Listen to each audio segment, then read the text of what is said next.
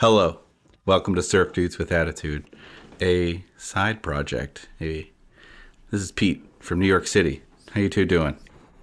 Oh, doing real well. This is Zach from Nashville.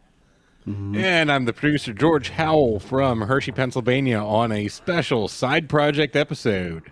That's right, it's a side project. I think this is the second or third official one that we've done. This is what does that mean? I think, well, I'm glad you asked because this might be somebody's first time listening. They might have heard of the show California Dreams, and they're like, you know what happens after you find a show from 30 years ago? You look if there's a podcast talking about it incessantly. Mm-hmm. And then you found our show, Surf Dudes with Attitude, of course. And you subscribed like a good boy or girl, and you etc. signed up for Patreon because, of course, that's what a good person would do. And then you listen, and here we are talking about not California Dreams. Well, I'm here to explain. This is a once-a-month journey that we take across America or the world, and we're talking about a different piece of media. Talking about a different show that has to do with band-oriented things. This is off the rails. Who's in charge around here? I am. Wait, George, are you the listener? Is that we ending? Are we an improv group? No, I was just kind of segueing into what we're covering. Who's in charge? That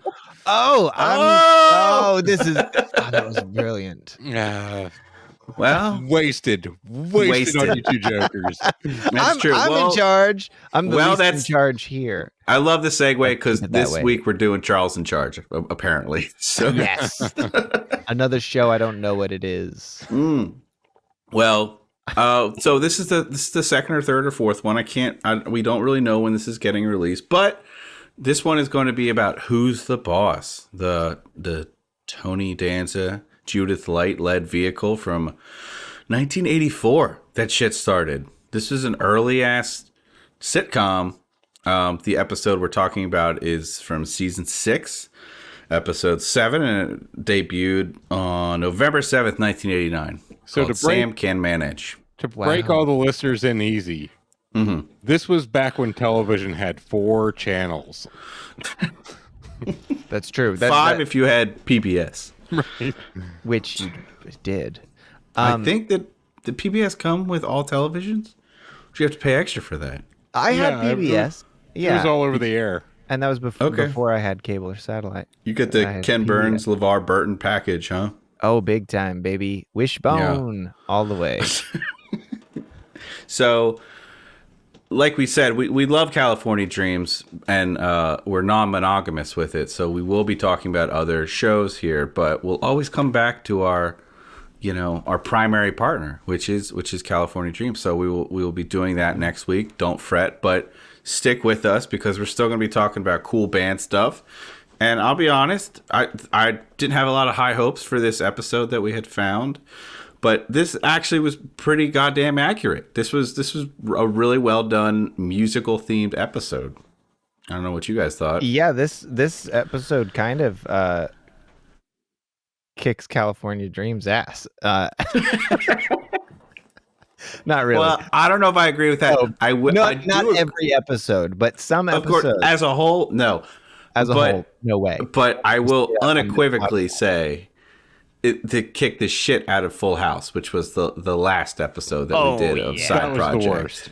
That was pretty bad, and our listeners aren't in the know. I don't even know if we'll ever release this episode, George. But our test episode for the entire podcast was doing an episode of Saved by the Bell, just to see if we could talk to each other, if we could stand each other for more than like 30 minutes, if Zach and I could really converse without having our instruments backstage at a show, because we've only really ever hung out on tour. Nice strings, things like that.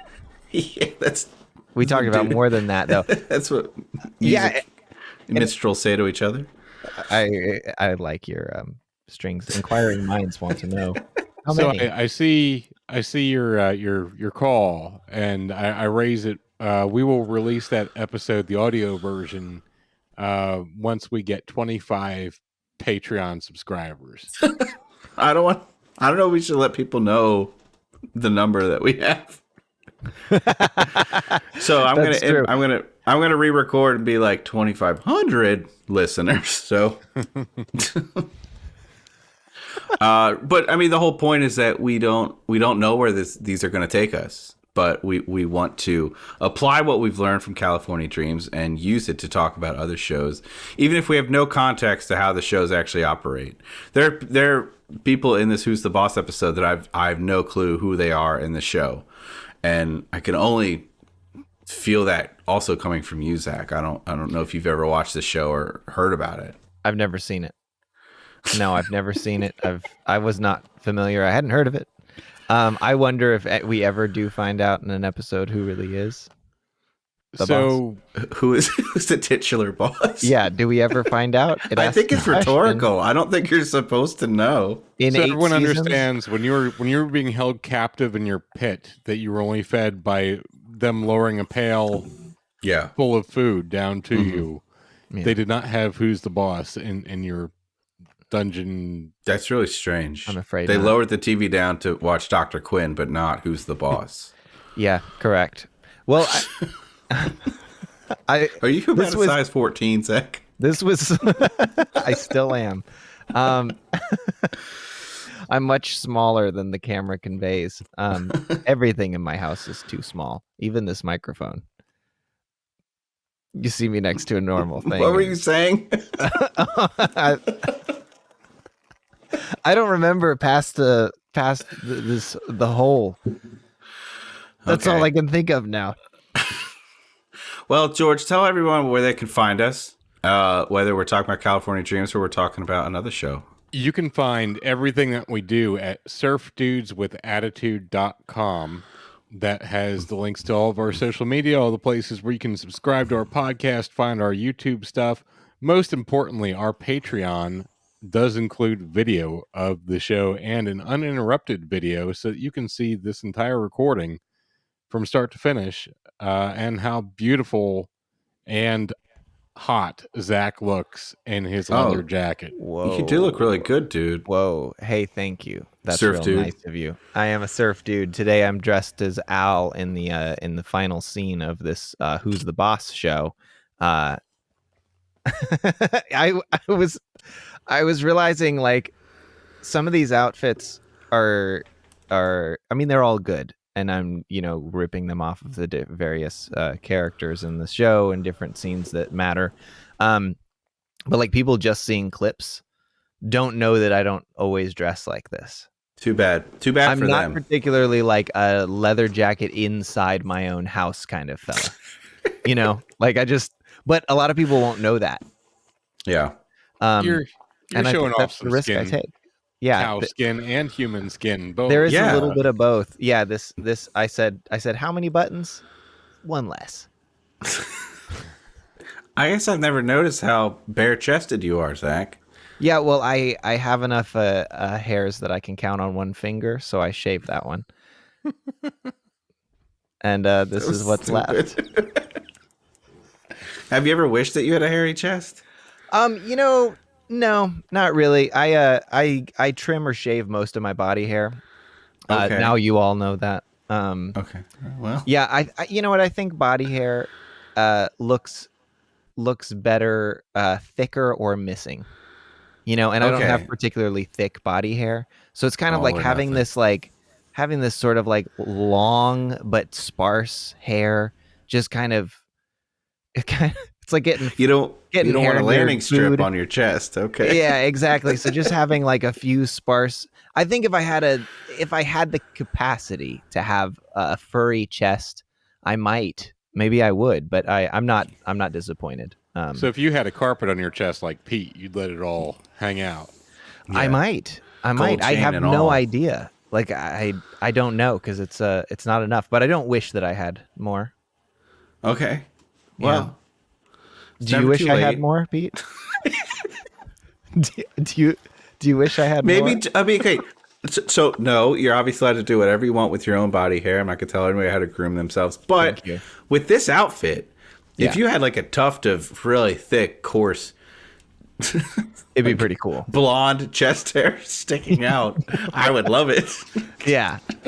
All right. Well, let me get my chest merkin. BRB.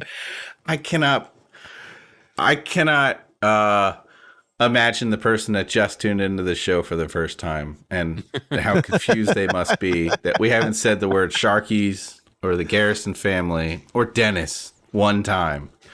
We're going to talk about all of them, even if they're not in this episode, Yeah. Well, I kind of wish they were, but because there are comparisons to all of this. we definitely had a Dennis-like character in this show. Yeah, this guy sucks. You guys like jokes?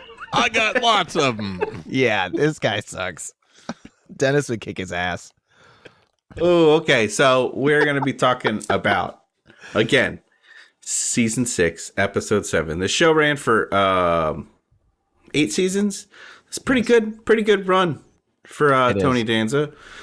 I wanted to get a shirtless glossy of Tony Danza because he has a lot out there, but it did not come in time. So I'm just going to get that and have it. So That's it's on great. its way, but it didn't make it for this episode. The guy was a boxer. I'd expect it. Was he a boxer? Yeah. I don't know Yeah, much about him. Well, okay, that all has to do with the show that we're going to get into right now, I promise. So, Who's the Boss? Season 6, episode 7, called Sam Can Manage. We found this by doing our due diligence, doing our research. I was trying to find shows that had band-oriented stuff, and I don't think I ever saw this episode of the show in its run. I definitely remember being a faithful watcher of this show, to the point, Nice. and this is very embarrassing.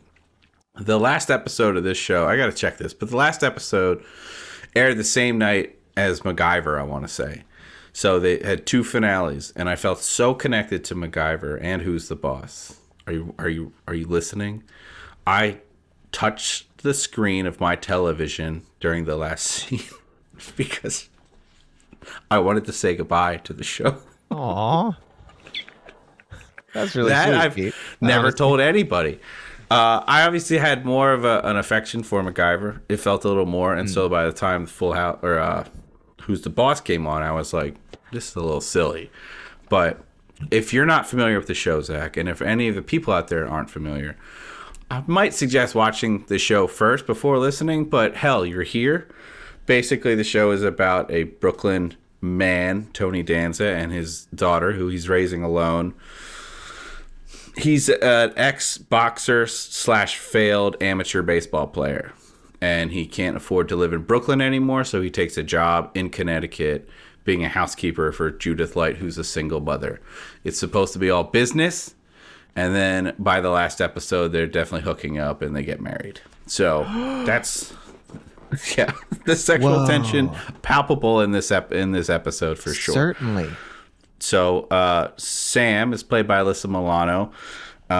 Judith Light has a son who's, again, the Dennis Light. And then also living there is Mona, the horny mom, who Mona's the best. Mona's rocks. She's Yeah. the Kimmy Gibbler of this show. She comes in, says the best lines, leaves. So Yeah. we don't know who the boss actually is, but I can say watching this was a very strange employer-employee relationship that I was witnessing. And the fact that you live with your boss is weird. And taken from somebody that has lived with his boss, it's weird. So Yeah. what was both your overall thoughts about Who's the Boss? George. I have seen episodes before. It was something that I watched on reruns by myself when I was a kid. I barely remember any of it. Sounds Other sad than- when you said it like that. Other than Tony Danza and Alyssa Milano and the mom, and yeah, I remember the characters. I don't remember the son at all. But I don't remember being like blown away. Like if it was on, I'd let it just run. But I didn't care about the show at all. How about you? I mean, you obviously had a connection. Did you watch it with your family or anything, or was this just something you watched on your own? That's a good question. It wasn't a family show the way that Home Improvement was. Sidebar, Home Improvement was almost an episode here of Side Project, but the episode just did not cut the mustard as far as having a super band-centric plot. But we might take clips of these shows that don't actually... There's just like not enough for a full episode, and we might just do like a rundown. Basically, if it's just a musical scene, but Mark starts a band, it's a goth band, and it is something to be talked about, but the rest of the episode I would really be uncomfortable talking about Tim Allen that long. So that was like our family show, but I think Who's the Boss just kind of came on after a show that we had watched, and we might have trickled in and maybe stayed for a little bit, but I guess everyone eventually got up and left me holding the screen, literally, to say goodbye to each episode. Yeah, was your family there during that night? No, I specifically went upstairs to be alone. To watch it by yourself. To to do watch that. both by yourself. Yes, it was important. The last season of MacGyver was really phoned in, but it was very emotional for me when that show ended. Yeah. Still, to this day.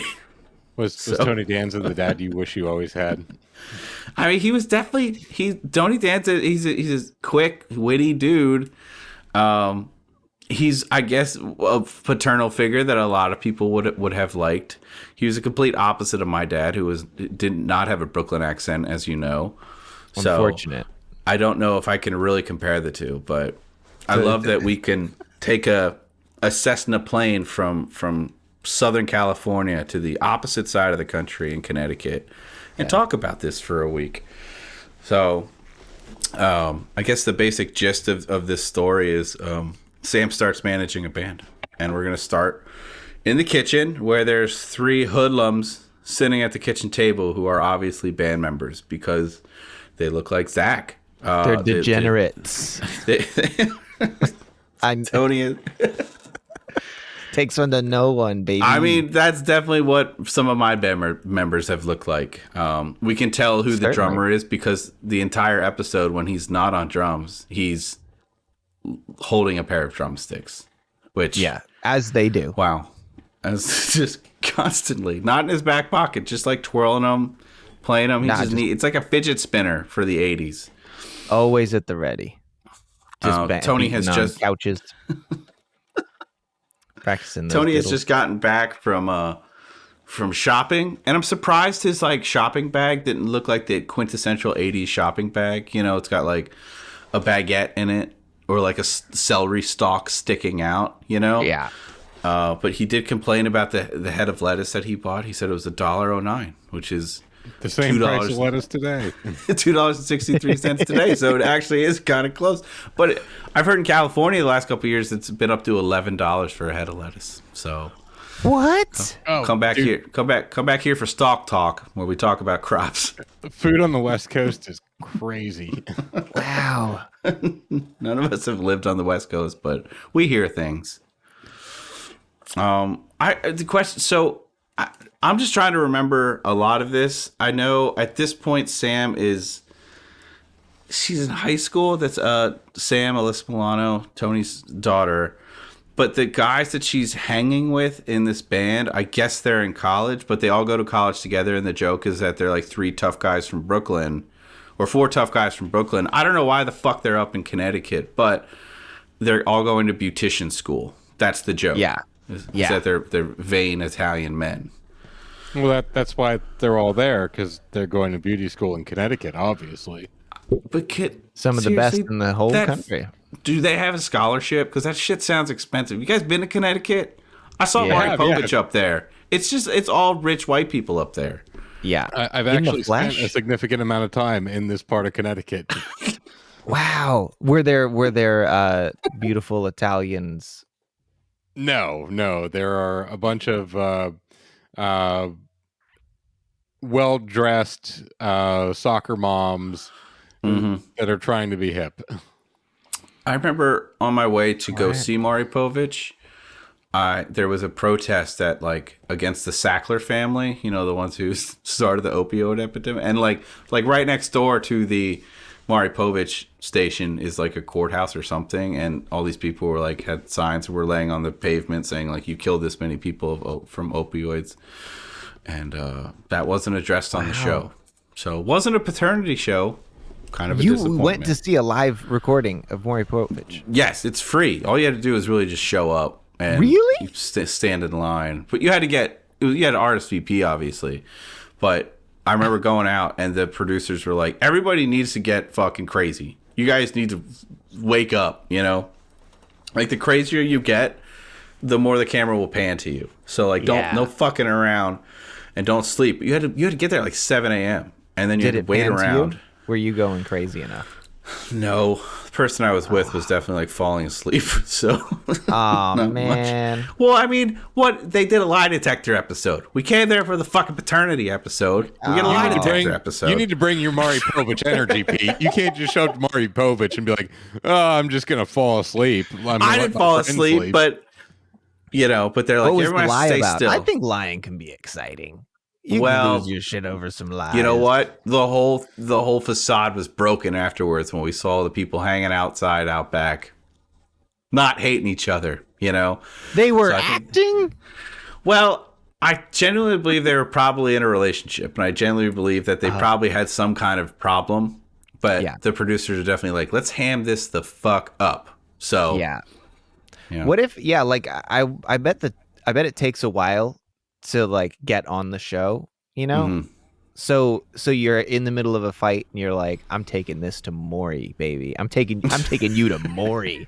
And then it's been like 3 months and you're like, yeah, we kind of worked through that actually, Yes. but like we're still booked for Maury. So like yeah. Well, and because then- Maury, it's not Maury that calls you. It's not Connie Chung's like, I got Maury on the phone. Like, you have to talk to him. Yeah. It's like his producers prying you for information, I'm sure, and then feeding you alcohol backstage. I was But gonna say it's they fucking take 10 him a.m., out yeah. for like food and booze and all that other stuff too. Like they're getting you drunk for like 2 days. Yeah. I mean, putting you up in the best that Stanford has to offer. So it's Maury. Is it Maury or Maury? I think it's Maury. See, it's kind of in between, isn't it? It's like a Jerry Maury. Springer. I'm always a little intimidated saying that name of his because I'm a little worried. He that brought I his might dog out. It's adorable. His dog did some tricks. The dog got more laughs than the comedian they brought to warm people up. So anyway, Wow. I'm just assuming. I don't remember where Angela works on the show, but I'm going to assume that she does something for the Maury Povich show because it's been going on that long. Pretty progressive too, to have her be like the big breadwinner supporting 2 families. That's true. So Tony, I guess he just lives there, and he cleans he's their a house. teacher. In this episode, he's a teacher because he's No, that comes later. Like, the whole premise of the show is that he's a live-in nanny, and then throughout the show, she kind of encourages him to like go back to school because he basically lost everything on like a baseball injury or something like that, or like a boxing injury, or I believe don't you. know. But this episode, he does mention how he's going to spread these flyers around at his school, and then he gets them a gig at the I think he's 7th grade going to dance. school. He's not teaching. At the 7th grade dance, he's going to school, and that's where he's going to children's school. Tony Danza? That's He had to actually go- a he had to go great. way back. It's a great marketing tactic, actually. If you that's how you get people to go. No, he's teaching at this point, isn't he? I don't know. This is the We first don't time know. I've ever seen this. That's the beauty I of don't Side know. Project from Surf Dudes with Attitude. We don't know. This But is we're going to great. pontificate, Okay. honestly. You know we will.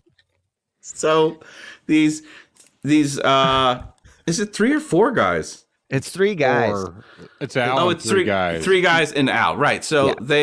they have started a band. They're from Tony's old neighborhood. Now they're up in Connecticut. And it doesn't come to Sam right away, but she's taking an interest in the band, and they eventually ask her to be the manager. And I don't know, Tony walks in and asks him what type of music, and what do they say? Something like Springsteen-y. It's Springsteen, Power pop. hard-kicking monster beat power pop. Thank you for writing that down. Yeah. Love that. Thank I was you. like, that sounds pretty all right, actually. I'd like to hear that. Guys, does anybody And we care get about? to. Does anybody give a shit about Bruce Springsteen outside of the tri-state area? Yes, people still do. But you're in the tri-state area, so you can't answer that honestly. That's Zach, true. I do think you- not. Like, yeah, like it's good. Okay. Like, I think it's like. I don't speak for everyone outside of the tri-state area. I should say. I think that's me. I'm like, yeah, it's pretty good. Like, that's how I kind of feel about it. I haven't listened to a lot of Springsteen. You'll find there's a lot of music here on this music podcast that we don't listen to. Sure. Like surf music. Like surf we music. found out, sir. We found out that U2 is also something that we just don't care about from this show on Yeah. episode 2 of Surf Dudes. That was we let that out pretty early. We were both just real diplomatic about it because we know that they probably have the IRA backing them, so we don't want to upset anybody. Mm-hmm. And we just said, yeah, they exist. They're fine. I feel the same way about Bruce Springsteen, but it makes sense that somebody like Tony, his name in the show is Tony Maselli, but Tony Danza, both the actor and the character, would love Bruce Springsteen. They worship that motherfucker, and I don't think the music they actually played sounded anything like Bruce Springsteen. When I think of Bruce Springsteen, I think of the movie Philadelphia, of course. So it didn't sound anything like the streets of Philadelphia. It was Springsteen-esque. He does that really good Christmas song that he riffs on when he's talking about his old man, his old guy, his old friend Santa coming into town, and that one song about how much he loves America. That one, yeah. Yeah, I guess I don't like Springsteen. Yeah, I like that. I think actually I'm more on the than I don't. I think it's overrated. I'm not saying he purports himself to be like this meat and potatoes type of dude, but like he's very rich, and that's just been his shtick forever. But you say that to a Springsteen fan, and holy shit, like they'll get upset. We just lost half of our listeners. As a performer, I definitely respect Springsteen. Like that guy brings it every show. What a cute set of buns on that guy with his. He rocks the hanky code. We were talking about that on episode 3 of Surf Dudes. I like how I'm plugging the show that you're listening to, but yeah, it's true. Yeah, he loves to fist. Is what we've discovered. We do. He is. It's right. It is a red bandana. Yeah. So I guess they're this band is trying to start. They're trying to write an album, and they want to name it American Loser. Did I hear that right on the show? Yeah, you did. That is an album that came out in 2013 called American Loser. So he was by all intents and purposes, they did have it first. Mm-hmm. And they play one of their songs for Tony just on a little playback recorder. And apparently it sounds like they just recorded it with one overhead mic. So, I mean, it's as technical in their as I think garage, we're going to get. The garage door starts opening during their performance, so it sounds bad. Yeah, and I did want to talk about that. Apparently the guitar was on the same frequency as the garage door opener. That doesn't make any sense, but I understand this is a humor. Sure. I've never experienced that. I don't know what that means. I don't know what that means. But I guess he was saying it has hit this like the right note frequency. You guys remember that? I don't know if it's true. This is probably something that I could easily be looked up, but apparently Mariah Carey had such high vocal range that she could open garage doors. I don't know if you guys heard this folklore. I don't remember that. that might have just been an urban legend, but the breaking glass was the big thing that she was known for. She could actually break glass? I thought that sounds like a myth-busting thing. I don't know. Well, I'll look it up. Let's find out. Producer Pete's on the case. Producer George's on the case. Get out of here. So Al shows some of his lyrics, and they're about going home or something. But is Al illiterate? Like, yeah, he's kind of a big dummy. They got him as a big dummy. The signs are all there. He can't write well. He can't read well. He's in beautician school. Nothing wrong with that. But yeah, he's just a big, beautiful dummy. Yes. Yeah. Great head of hair. You know, sure. I think he's going to go far. It's weird that the whole band would be beauticians and not like mechanics or custodians or something, but whatever. We're just going to keep going. It's fun. I like how encouraging the whole time Tony is of this, though. Like Tony comes in and he likes Al. I don't know how big of a part that Al is in this show. I don't remember him. But he's like comes in and is like, Al, how's it going? Like he's very excited, and then he's and then he was genuinely interested in this band, and he's stoked about it. And he's trying to be encouraging even when Al's like showing him that it's not very good. Yeah. It's not bad, honestly. It's just, well, the lyrics were like, it's that thing that shows now do when they're Tony making Danza. fun of youths, you know, and they're like, this is how ridiculous they are, you know, and like oversimplified. There's like, all right. So All right, I see according what to you're doing. according to Purple Haze was so MTV, deep. according to MTV, Mariah Carey could not break glass, but she has opened a garage door. What? I want to see sources on that. I'm just the fake news that's out today. You can't. I trust need to none see of it. receipts. Oh, there's Oh. a link. Okay, so my favorite character finally shows up, and it's Mona. And as a kid, I had a big crush on Mona, even though she was definitely grandma age, but she's Yeah. just so horny all the time. Absolutely. That's literally. I Yeah. love redheads because of Mona. Yeah. And she's so quirky, and it doesn't make any sense because like she's so loose and fun and sharp and witty, and her daughter Angela, she's just so frigid and uptight, type A. I want to take the mom out, Yep. She was apparently in Brazil, the movie Brazil, and Time Okay. Bandits. Okay. Some of her credits as a younger woman. Oh, Not a ton younger, I guess. yeah. A But decade younger, maybe. I think she's a widow in the show, and because of that, she just has been sowing her wild oats since that happened. And good on Mona. And I love that God trope love her. of like the old horny elderly person on the show, because I think that's what we want to be when we grow up. We want to be Yes. Grandma Winslow, still going on dates when we're 80 years old. Exactly. You know? Somebody widow me so I can. Somebody get with Zach and then do the right thing and die by Yeah. his side. Yeah. So that I can.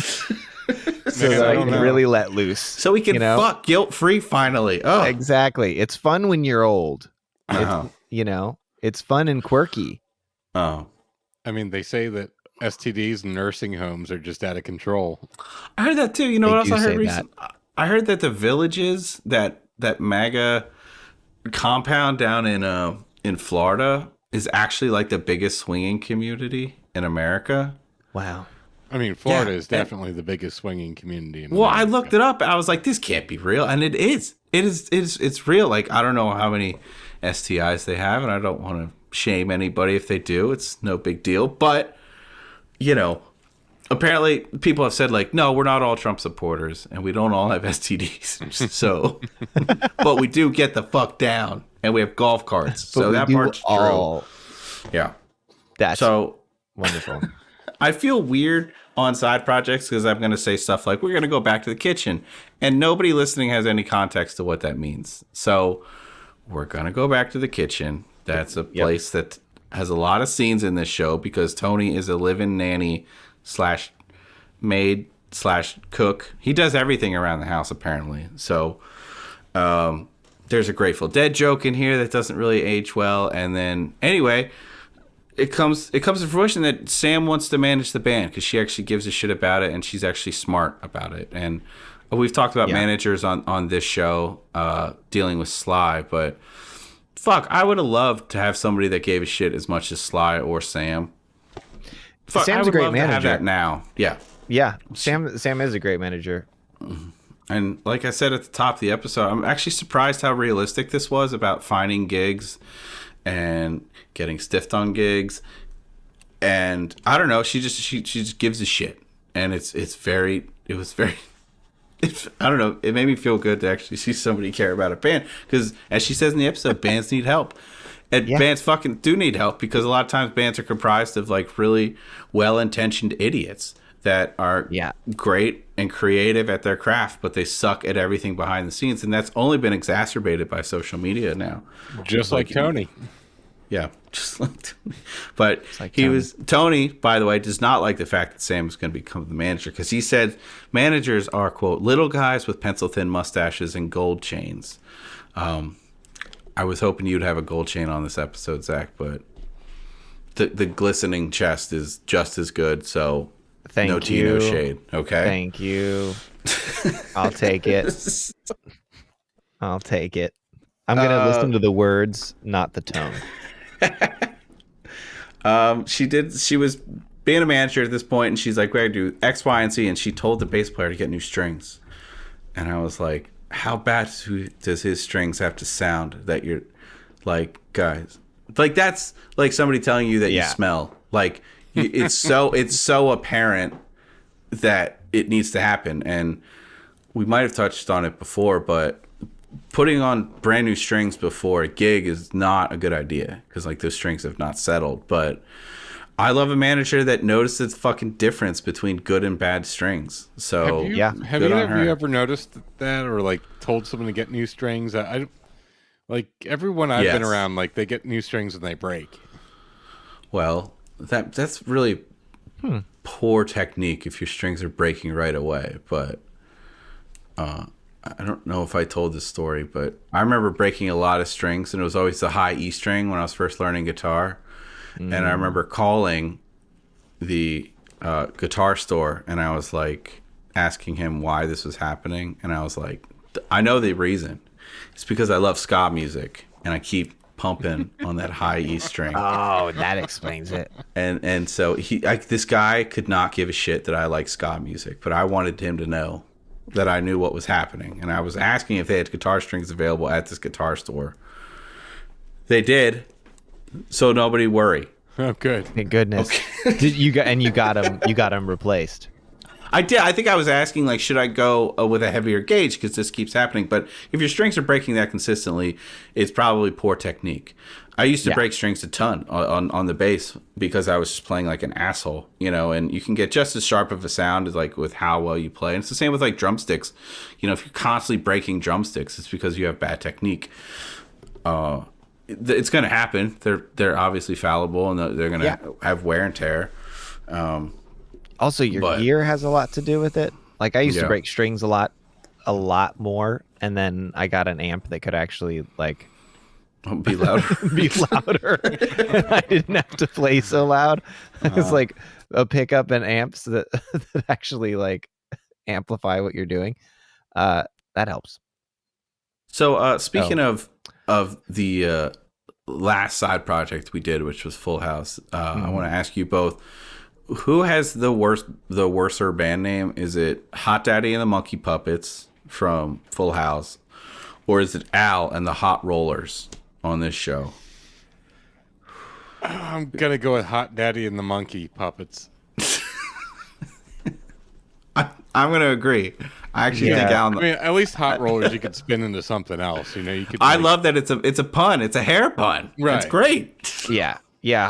Alan the Hot Rollers is better. I laughed more with the other one. I don't know that was the intention. I remember you were incredulous. You're like, no, that's not a thing. I can't refuse to believe believe it. Well, like, yeah, it's the guys that refer to themselves as daddy or hot daddy that's just like, God, don't. They might be cherry poppin' daddies, if you They will, might depending be on the cherry time period. poppin'. Yeah, it's true. This might be. I kind the of love 50s that or the Al 90s. is so dumb and they're just leaning into it. Like, this is a dumb guy with a dumb band name, but it's like all in good fun. And he needs somebody like Sam to like really look out after him. I did notice in this next scene that we have an establishing shot. So we already in one episode of Who's the Boss, we have more establishing shots than the entirety of California Dreams. This is advanced. So we know that they are in a house. That's all this told me. And Sam is inside the living room calling venues incessantly for shows, and she's getting just shut down, which is just fucking insane to me that is how you used to have to do it. You just used to have to go to a phone book, I guess. Yeah. I don't even know where you would find some of this shit. Maybe there's like a national directory if you're trying to look outside of the state. You're just calling venues and being like, do you have this date available?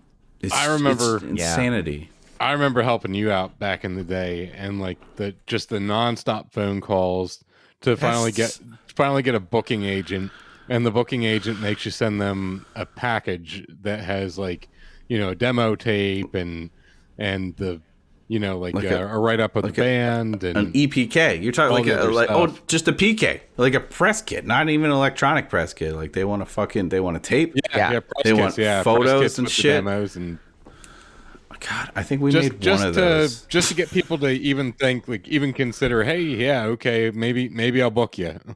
Yeah, we were courting a really Yeah, big sure. record label for a while, and it didn't work out, obviously. But he's like, you know what you should do? I was like, he was like, this is how you get a record label to notice you. And I'm like, why don't you notice us? But okay. He's like, send an 8-ball of cocaine with your press kit, and that'll definitely get their attention. And I'm like, what? Okay, let me just go and grab my 8-ball of cocaine that I keep. Let me think of all the ways they can get arrested: buying the cocaine, sending it through the mail. And then still getting rejected. Right. Or worse, you get accepted, but you're fucking in jail, so you can't play any of their shows. So I'm dying to know, did you send an 8-ball of cocaine? Oh my God, no. But I was this record label, it's a very big metal record label, and they like courted us. They took us out to dinner a bunch of times. They like took us to shows, and they were talking, and we talked to some of their higher ups. And they like strung us along for, it was like 3 or 4 months. And I was like, we're not heavy enough to be on this label. So what are they doing? I was hoping they had some kind of subsidiary label that they were going to put something like us on, because they did have weird stuff, weird instrumental stuff. And it was just such a letdown. And we just had to kind of walk away because it was like too emotionally painful to get rejected day in, day out from these guys. I'm like, we're right in front of you. Guys, come here. I want to tell you a really funny story. We're going to fuck with these people. We're gonna keep taking them out. I don't find this funny at all. We're gonna shatter all their hopes and dreams. Yeah, but not outwardly. We're gonna slowly do it. We're gonna just give them paper cuts for months. That was so rude. Rough. They're like, come to this after. I shouldn't even tell the story, but like they put on Mastodon at this show, and they're like, come to this after party and you can meet Mastodon, kind of thing. And I remember my drummer and we like waited till like 2 a.m. for this after party and stuff, and like we were just hanging out at this pizza place waiting for Mastodon to come in. And we waited there for like 3 hours, and we're like, because you just want to like give your stuff to them, like you don't want to be an asshole. I don't know. But there's no way to not feel like an asshole when you're just showing up with like your CD and stuff, and hoping that somebody doesn't be like, get the fuck out of my face, man. Well, now you know where you went wrong. Next time you'll show up with an 8-ball of cocaine. That's They never showed up. They showed up literally right as we were leaving. They showed up, so we stayed for a little longer, and we waited till we would get FaceTime with them, and it was just like, come meet the band kind of thing, but maybe something will happen, and just hoping that we were like, okay, maybe we can get like an opening slot on one show of this huge band that we love. And of course it never went anywhere, but we were hoping like, okay, at least be in the conversation. You're now in their periphery, you're on their radar, and it just you should have just done the 8-ball thing. It's fucking next time. Next time. I told you what he wanted. He didn't say exactly. We just should have done it. So anyway, so I feel for Sam in this scene. Yeah. She's 2 weeks striking out, and like, but I was like, why can't this band get their own fucking shows? Like, why can't they go to like an open mic like any other fucking band? Like, but the fact that they like immediately jumped all these levels and now have a fucking manager do all the work, like, I think good for them, but judging by how she's like conducting things, I think she's probably like, no, not the open mic. Like, I think this is her doing of just like, no, we're gonna get you a real gig. Because in this scene, when she can't get it, then Tony comes walking in, and he's all like, "Hey, I got you." I'm not. Please do the accent. You look the part. I do look the part. I'm like, is this? I don't want. It's.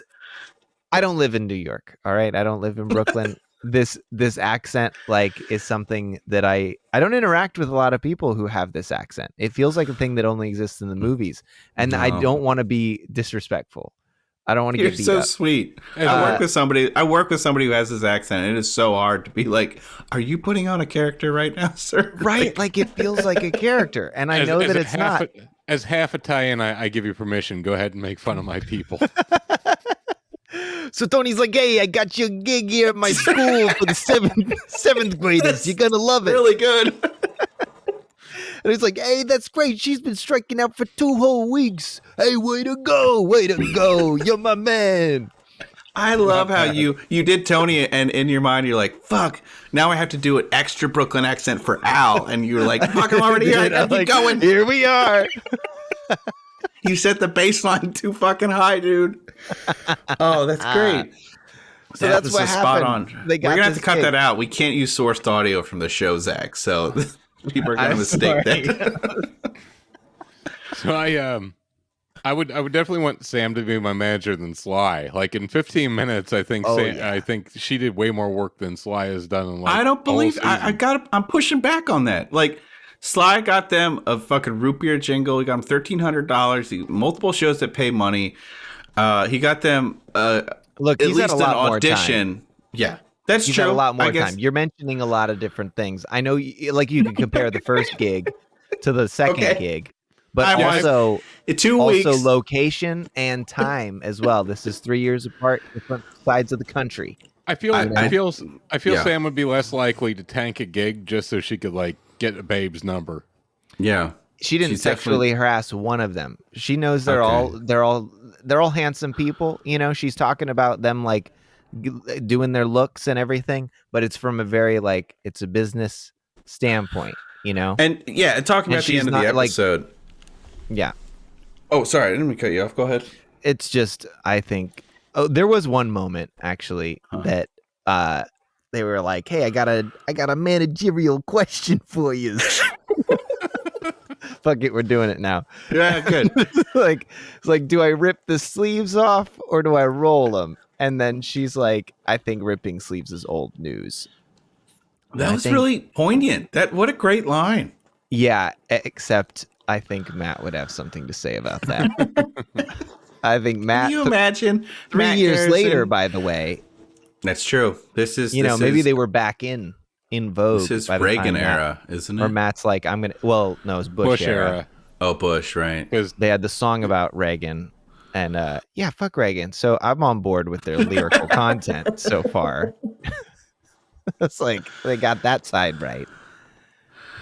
And speaking on later in the episode, I could never see Sly standing up to somebody like the way Sam did, and Sam was hesitant about doing it, but she did it, and she was like scary about doing it. I can only imagine being Sly such a goofball and kind of folding, and that would be the gag that he fucked up. So yeah, Sharky killed a residency and free food, and Sly was groveling to try and get that. that's back. true. He was like, "Yeah, we'll take the onion rings." Then I'm like, Yeah. "Dude, you lost all your negotiation power. You have no more leverage." Yeah. So I mean, So, speaking of real, Yeah. go. Oh, just Okay. that. I was just gonna jump back into the story. Okay, go. That Tony got this gig for the 7th grade dance, Uh-huh. and then Alyssa Milano, you could call her Sam in this show, is upset. You're more of a Charm fan. Ooh, Yeah, call her I by am. her Christian I am name. by her Christian name. She's upset that because Yeah. apparently he always steps in and like, hey, you're my little girl. I gotta help you out when you need help. She's Do like, it in the voice. Yeah, seriously. hey, I'm dude, your don't- little girl. I'm your little girl.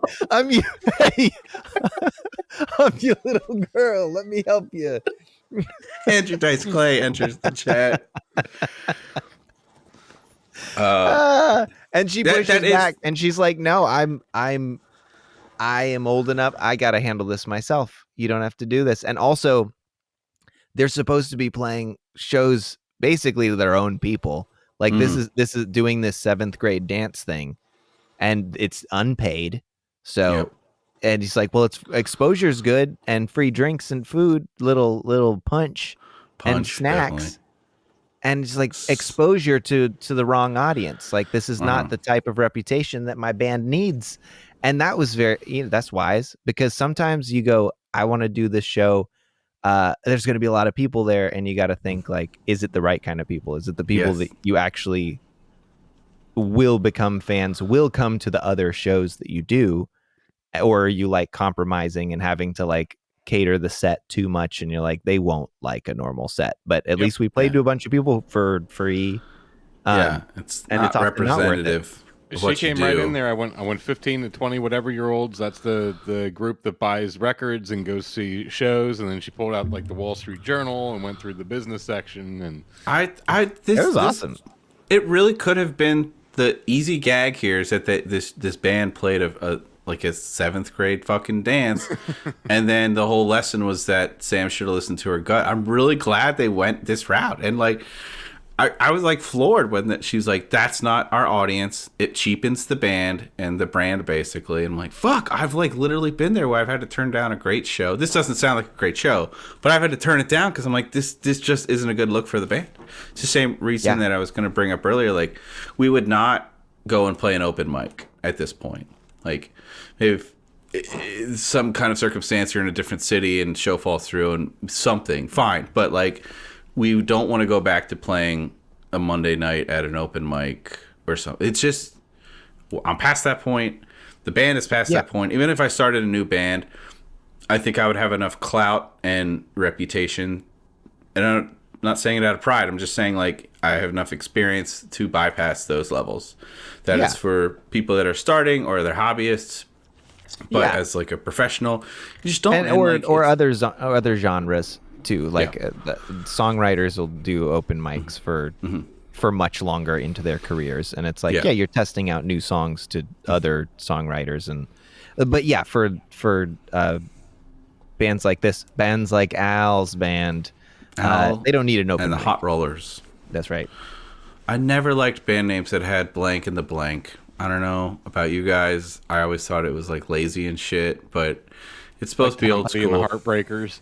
Okay, exception made. I love Bruce Tom Petty Springsteen and the E Street Band. Okay, well, fuck go. Bruce Springsteen. I think that's what we said.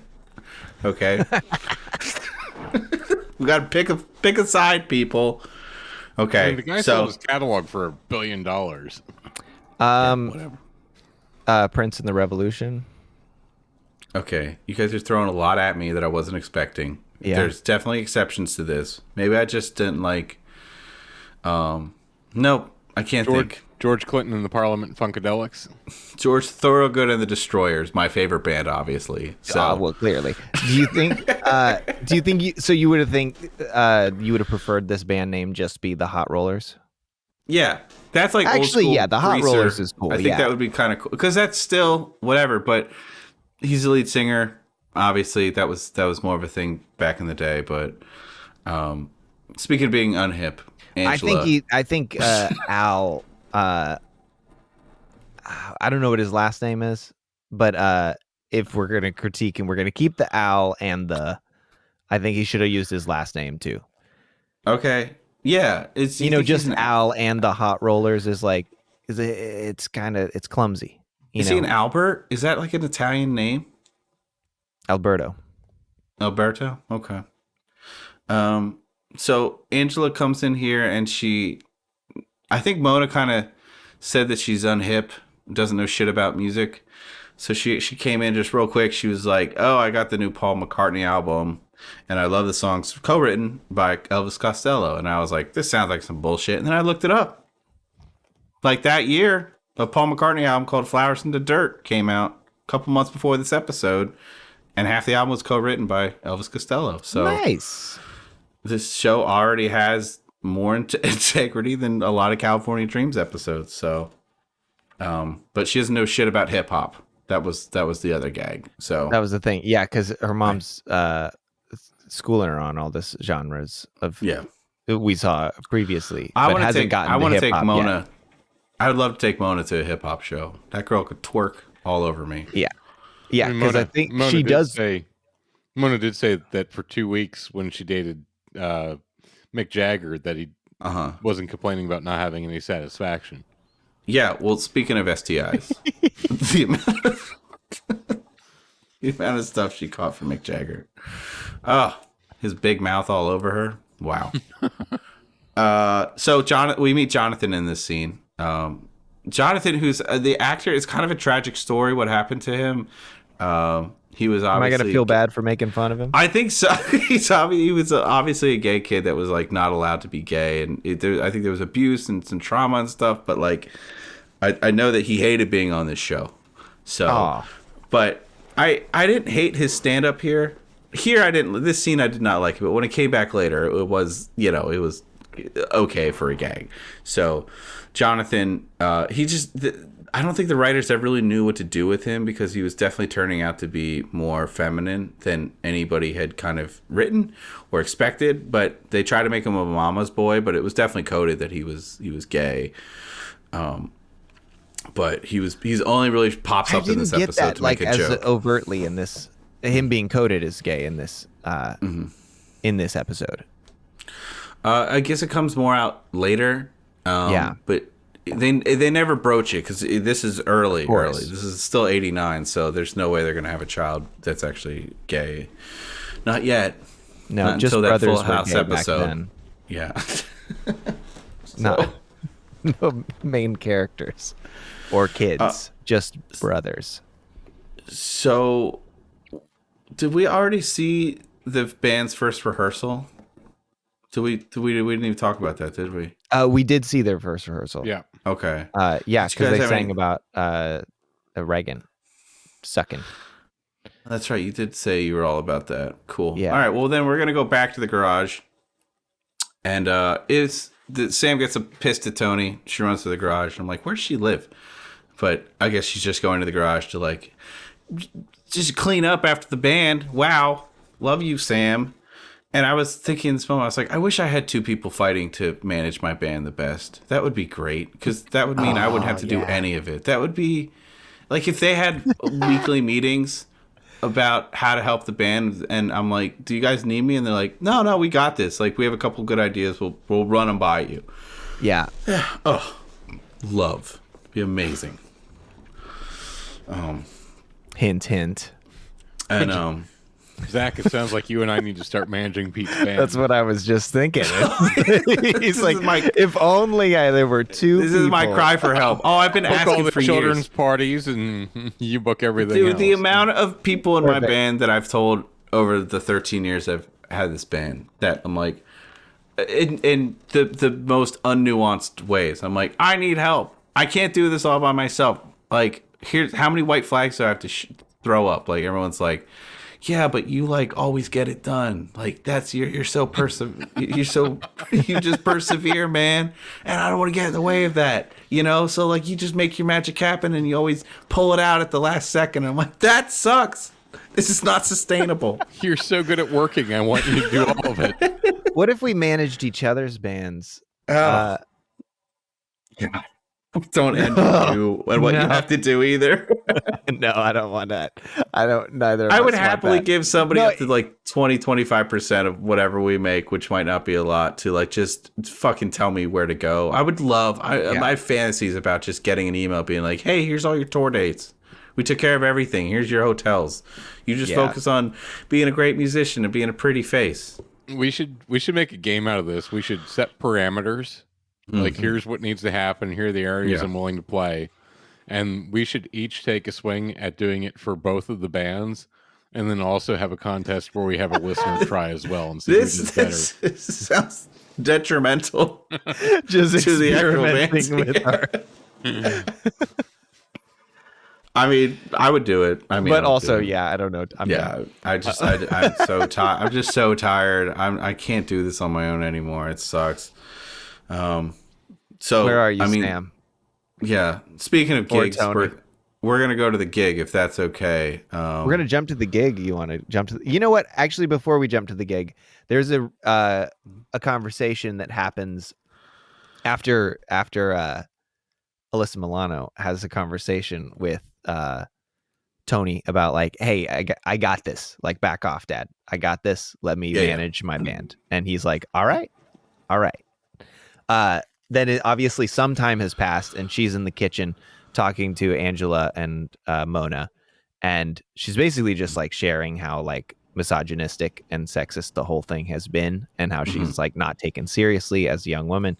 And like then Angela sort of shares a story of her first job being very similar and not being taken seriously, and then Mona having given her the advice of like, you've earned this job, you've earned, like, you were worthy to be here, you know, don't listen to what he has to say. This whole episode, like, I don't know what you said too, George, of like Angela being like the breadwinner of these two families, and then like it feels progressive. It feels Uh-huh. feminist in a good way that's not too over the top, um, or not too I don't know, hokey. It feels pretty genuine.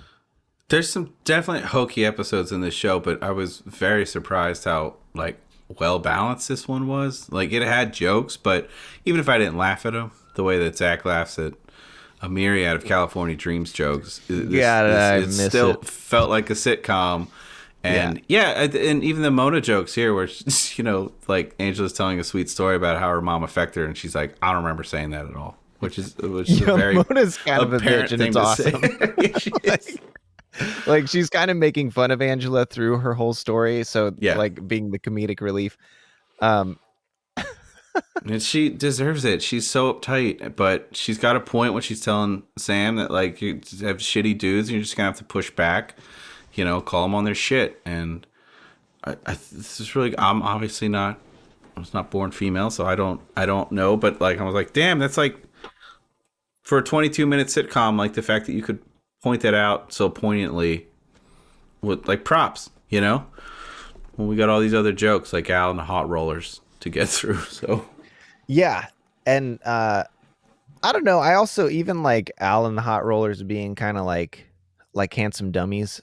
Uh, they were I don't know. They seem like good-hearted Yeah, they weren't people. sexist at all. They were like Yeah, respected everything Sam had to say. Like they obviously could have made a joke like that they just wanted babes and they weren't taking music seriously. But they were gonna play that seventh grade dance because, like we said, we Yeah. just want to play the gig. Sometimes we want to play in front of fucking people, and sometimes we make a lot of concessions to do that. And so it's kind of cool that Sam was able to find a gig, a paying gig at that. Mhm.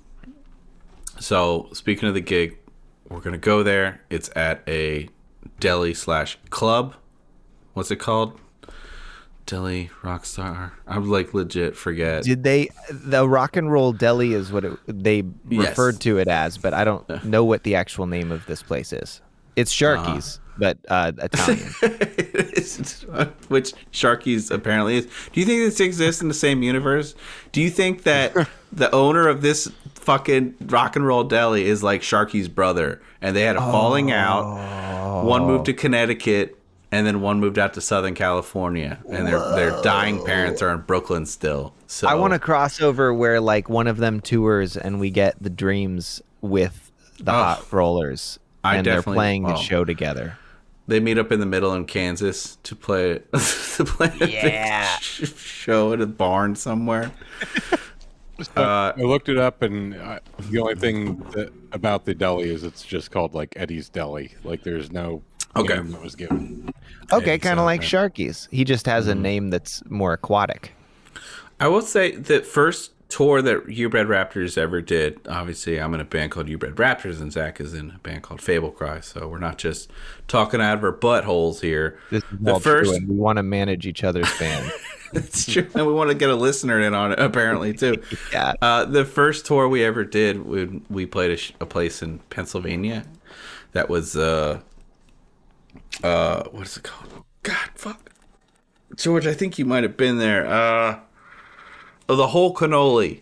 It was a cannoli shop. Oh yeah. I don't know if you remember that, but it was, and we played Buffalo the day after, like a really nice venue. But like, I think we had a couple other dates on that tour, but it was our first little mini tour, less than like 4 dates, I think. So satellite tour at best, but.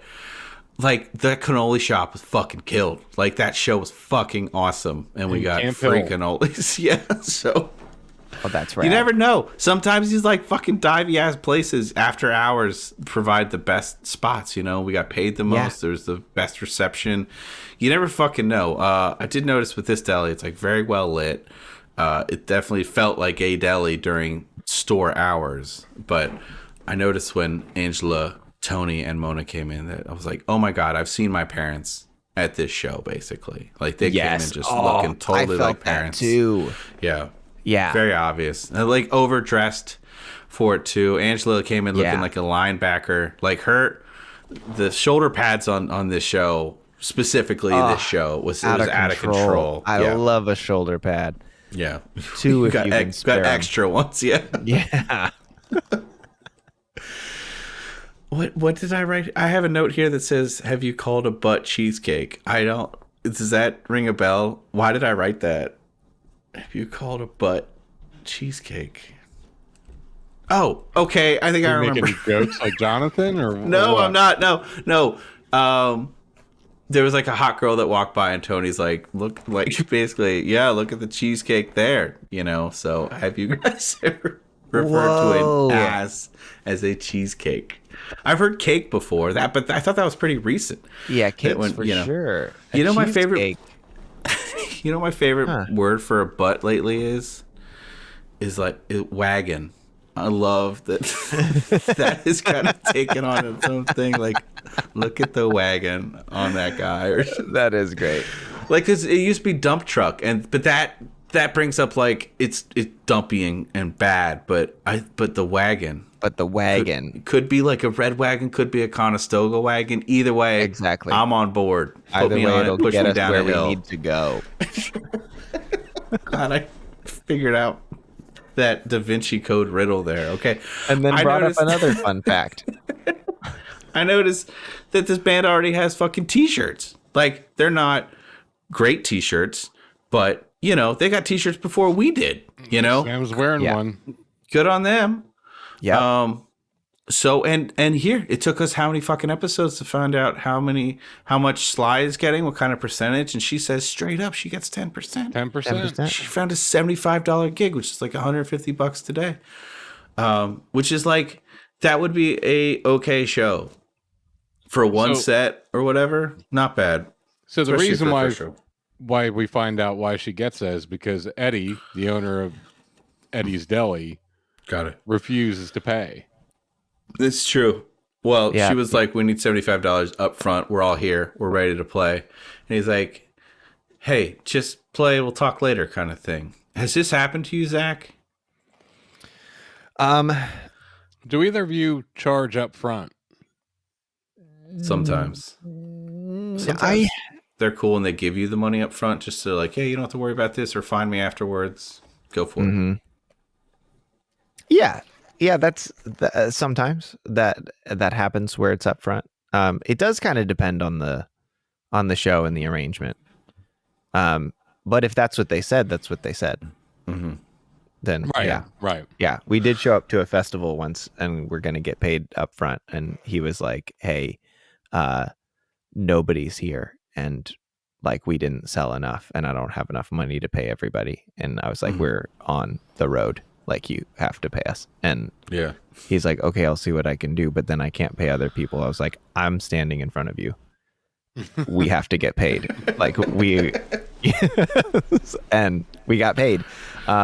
And yeah, I don't know what happened to the rest of the festival, but it got canceled. Like, I was like, we didn't actually end up playing. Oh shit! Like, you were on the road there. Yeah. I Or think did we you might have show gotten up? like half. We might have gotten half payment because he's like, I literally don't have this money. Like, I don't know. And I was like, we also don't have money to get to the next place. Like, we are both like, this sucks for everybody, and like, but it's your response. We found a compromise. Yeah. Then I saw him some years later, and I was like, who is that guy? He looks really familiar. And it took me a while for it to click, and now I see him around. And I was like, why does he live in Nashville? It's very strange. He wants to pay you back. Duh. Yeah, he wants to. He's walking around looking for you. He's going, I owe Zach money. He's Oh, paying that's what it penance. is. A lifetime of penance. Festivals are like that. They just, like, these people who start the festivals, they have such high hopes, and they're so sure that a bunch of people are going to come out, and they're like, shit, if we had at least like 200 people, we'll be able to play, the caterers, and that's it. They're like, we have food and we have porta potties, but we didn't think about the permits. We don't know about any extra rentals. And then Yeah. I've had plenty of those festivals where they're like, hey, we didn't make enough, but we're going to pay you at some point. And you're like, well, we're here. You know, that's shitty. I've never had to leverage not playing, but I will say that this exact thing happened to us. And ironically, it happened in Connecticut. Oh wow. where and this is crazy because like this guy saw us playing in the Subway. He owned a bar and hit us up. He's like, yo, I'd love to have you guys come up there. And we're like, okay, when it makes sense, because like we're not going up north a lot, like we're usually going south and Midwest and all that. So we finally decide on a number. It was $300 to play a set. I was like, okay, good. That's like a nice little weekend coming back to town. It was only 2 hours outside of town in New Haven. And on our way there, he's like, so what time do you want to start? And like we had to like we had to find our own opening band kind of thing. And so the opening band was going to go first, and then it was going to be us kind of thing. And then we get a call while we're on the road on the way there. I think we were coming from Boston, and the guy's like, so you guys are going to start at 1?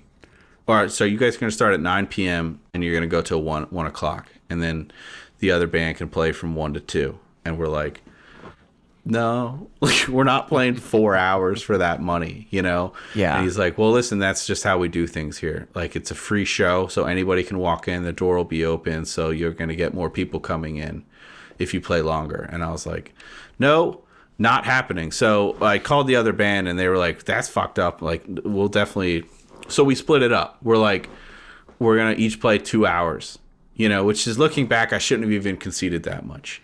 So we're there, we're setting up, and right before we go on, he hands me $85, and he's like, "Here you go." And I was like, "Is this a down payment? What is this?" And he's like, "Yeah, this is what you get for the night, kind of thing." And I was like, "No, man, like that's," and it just, I was like, "We're gonna talk about this later because we're like about to go on, but like this is not cool." You know, and then so it wasn't him that I was dealing with. Like the guy who booked us loved us, was cool with the money, but it was just like the bartender was there. I guess he was like part owner or something, and he's like, well, I didn't consent to that kind of thing. And I was like, I don't care, here's the fucking email, give us the rest of the money, you know. Like it was just such, nobody showed up because I guess he just thought we have a sizable Facebook following, so everyone's just going to show up for us, you know. They see we have like 20,000 likes on Facebook when it mattered. And so we're at least going to get 1,000 people at the show, right? Like it's that level of incompetence. They're going to drive all the way up from New York just to watch you play out of town. So I was, and part of me, I felt so much for Sam in this scene because of that. When the guy, he's not paying her, and he's like, "Come on, sweetheart, it's fine. Just like chill, go play, and we'll talk about it later." And it's just kicking the can. And you know, if you concede to that, once you're done playing, he's not going to pay you. He got what he wanted. So yeah, I felt so much in that moment where I was like, I want to like rip this guy apart. And I know what he's doing. I know this is like gaslighting and manipulation right here, but luckily we were able to get paid. And I told the owner what happened, and he was apologetic, but I was like, I'm never fucking coming back here. Fuck this place, you know? And like all this stuff happens all the time. Like I've collected for you. We did that one show in Roanoke where it was a festival and they owed you money and no one showed up there, and they're like, yeah, we didn't do so good. It's like, that wasn't the deal. The deal was we come all the way down here and we play for this much money, not how good you do. So we need some money. Yeah. And they try to relate to you like, hey, we're just a small time thing putting it on, just like you're a small time band trying to get on the stage. So like, but I don't know, it's just such a bad look. Yeah, you couldn't possibly like pull the opposite and be like, it's not my whole night.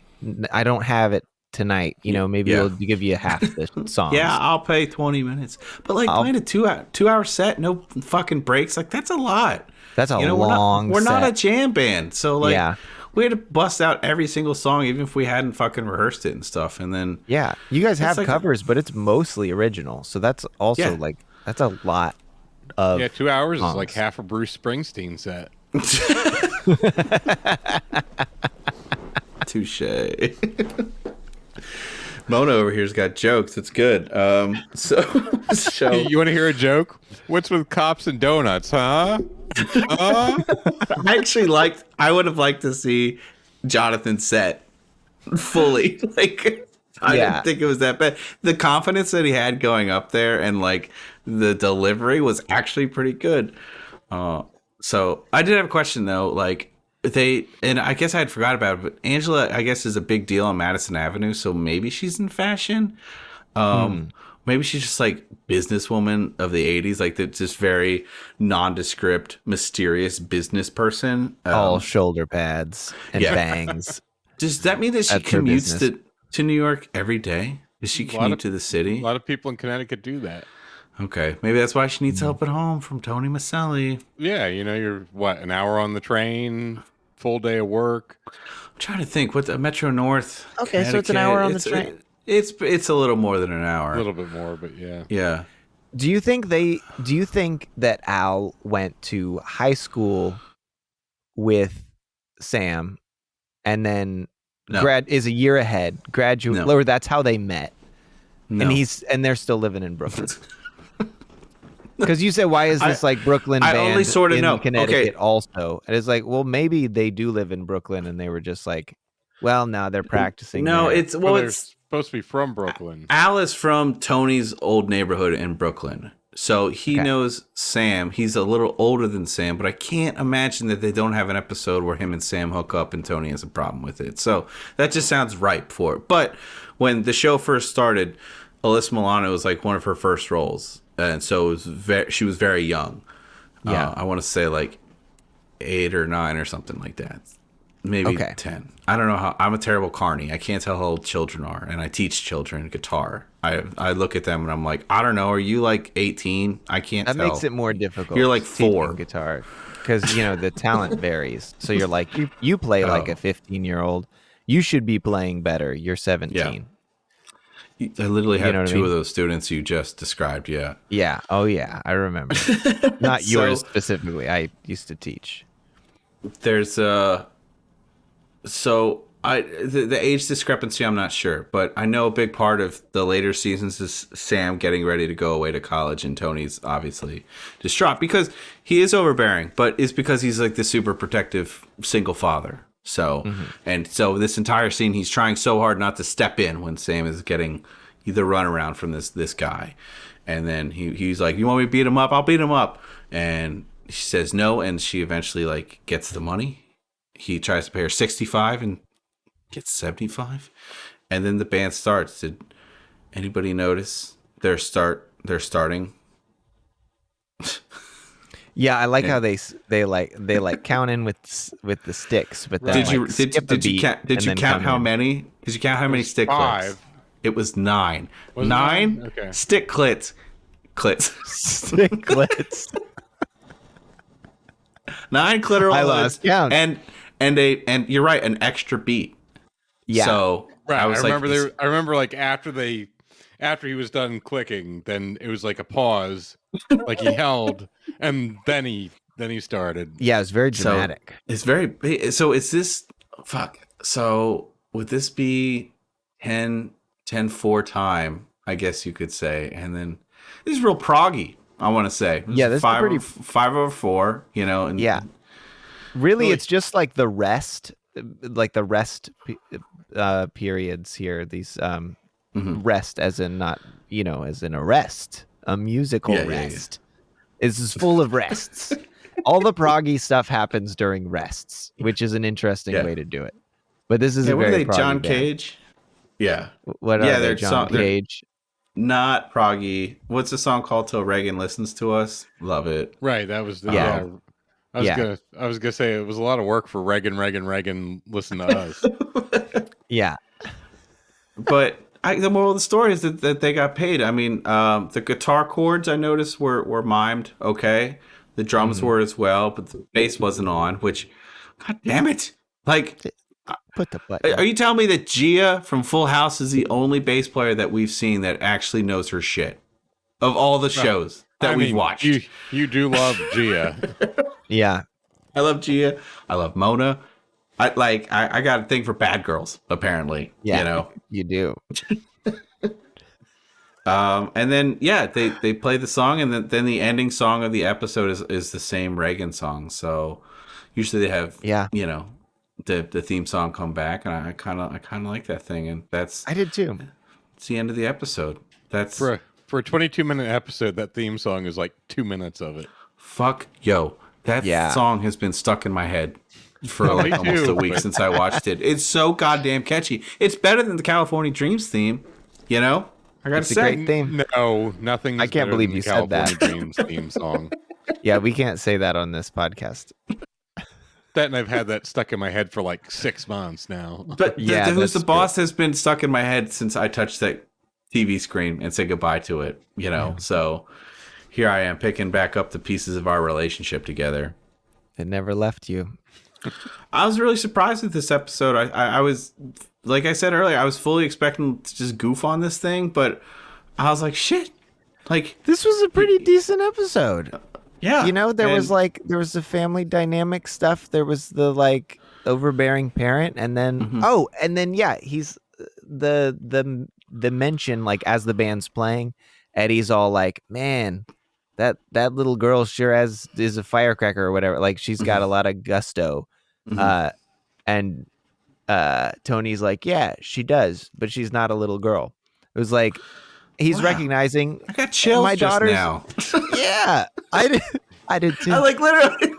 Yeah, I did too. It's like, oh man, like, I don't know. He is allowing his daughter to grow up. It's hard for him, but he's allowing it to happen. Let her do her own thing, and she succeeded. She did it. Is this a wholesome show? Is it like is this why it was successful? Fuck. So the question I have is, I agree with you. This is probably, as someone who has lived around musicians my entire life, this is probably the most realistic for like work. Is the show behind funny? the scenes? Yeah. Is the show funny? I 'Cause I don't remember laughing at all during this episode.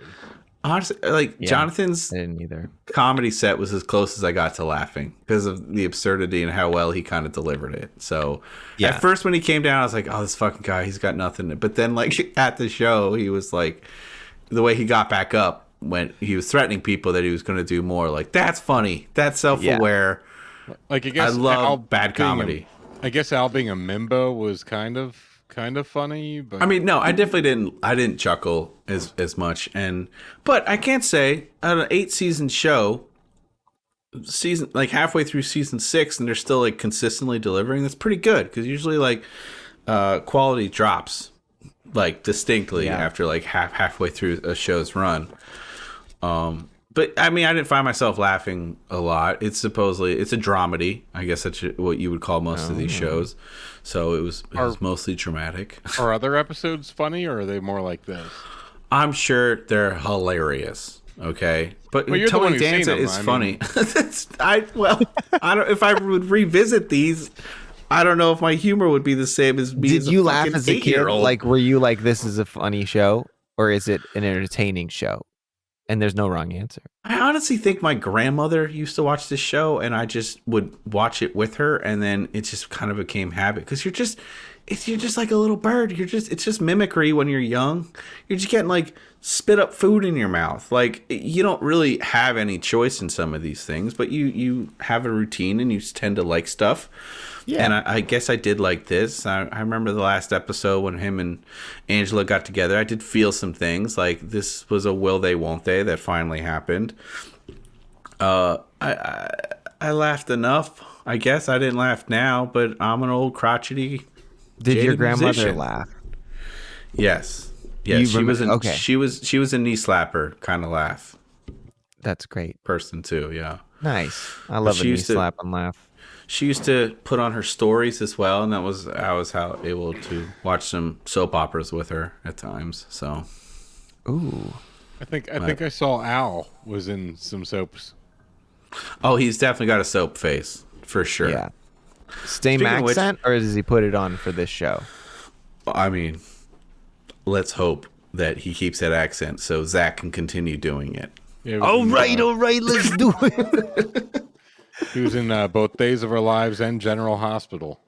So there Those is are actually biggies. there's a Heavy musical hitters. episode of General Hospital that I was thinking about giving us on side project, but Right. because I'm like, I want to Is it watch this Al's because I want to see who faked their death, who's two-timing who's a murderer. I would love to see that shit, but Dude, yeah. I respect the shit out of some soaps. Like, I never yeah. want to watch them, but like to do what they do, like to put on a whole new episode every single day is Yeah. crazy. The people who are into it are fucking into it. And I'm like, where do I start? And they're like, oh, there's like 7,000 episodes. Good luck. Yeah. So, Let's do it. I mean, look, there's so many of them that just have actual performers. There's a Rick Springfield, speaking of almost Springsteen, there's a Rick Springfield episode I'm thinking about doing for a side project.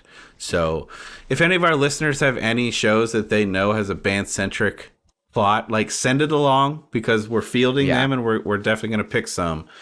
But anyway, this is attitude at gmail.com. Yes, that's the one. Email surfdudeswithattitude at Gem's on the gmail.com. list, isn't it?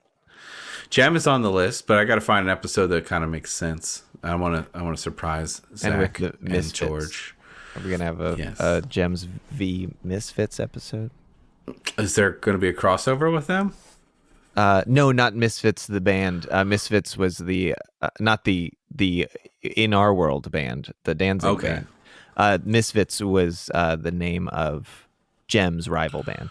Oh, yeah, we definitely need to do an episode like that. It's like another all-lady band, and they're all like Gem but tougher. If you can imagine. I have a friend, my friend David has Gem tattoos all over. Like he has full sleeves of Gem, all 4 members. So he would be a great guest for this. Absolutely, just backstory. To be sleeveless. Oh, you would love him. He's so sweet. That's great. Anyway, this has been Surf Dudes with Attitude side project. We want to thank all the Patreon people for helping the show, supporting the show. It would not exist without you. We got some fun stuff along the way. Please stay tuned for an actual episode of Surf Dudes with Attitude next week. We're getting back to the world of California Dreams. Season closer. Season finale's coming out. That's blowing my mind. Wrapping up season 1. It's been a fucking pleasure. It's been a whirlwind ride. I'm loving the growth that we're seeing. We're still a small podcast, but some really fun things happening behind the scenes. Like we're getting some really awesome guest inquiries too. So if you guys want to hear something, want to hear more of something, let us know. If you want to hear less of something, too bad, because Zach's going to keep doing the accent. Oops. No matter what you ask. We're still holding all the emails, so keep those coming. Once we get enough emails, we're gonna do an email episode. So keep those coming in. Anyway, until next time, thank you so much, and I'm gonna get the fuck out of Connecticut because it's really boring and white up here. Okay. Get out of there. Get back to Brooklyn with the rest of us, boyo. Come on. You should really contact your brother Sharky. His business is failing out in California. He misses you. Come on, Eddie. Come home. From surfdudeswithattitude.com, I'm George Howell. Thank you for listening. Ba-boom.